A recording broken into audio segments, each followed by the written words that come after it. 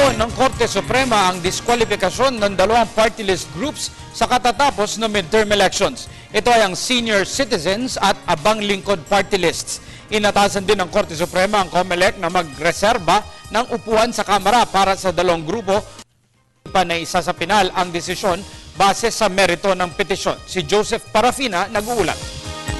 Pinigil ng Korte Suprema ang diskwalifikasyon ng Commission on Elections sa Senior Citizens at Abang Lingkod party list. Ang status quo ante order ay resulta ng Supreme Court en banc session.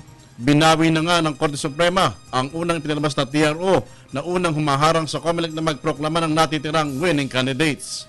The COMELEC, its agents, representatives, and or persons acting in its place or stead are directed to refrain from implementing its resolutions disqualifying Senior Citizens Party List and Abang Lingkod Party List, both of which were promulgated on May 10, 2013, and to observe the status quo ante the issuance of these resolutions. Kaugnay nito, babalik sa sitwasyon na di pa nadidiskwalipika ng COMELEC ang Senior Citizen at ang Abang Lingkod. Sa kabila nito, di pa rin maaari namang may proklama ang mga nabanggit na party list hanggat wala pang desisyon ng Korte hinggil sa kaso.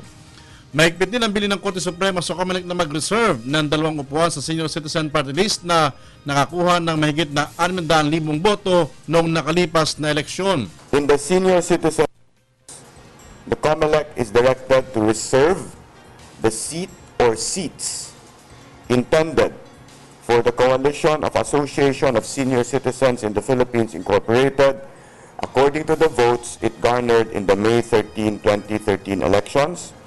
Any proclamation of Senior Citizens Party List Group is, however, held in abeyance until the petitions are decided by the court. At para naman sa ANAD at Binhi Party List Group, pinagkukomento ng Korte Suprema ang COMELEC sa loob ng 10 araw hinggil sa kanilang kautusan. Para sa Telebisyon ng Bayan, Joseph Parafina.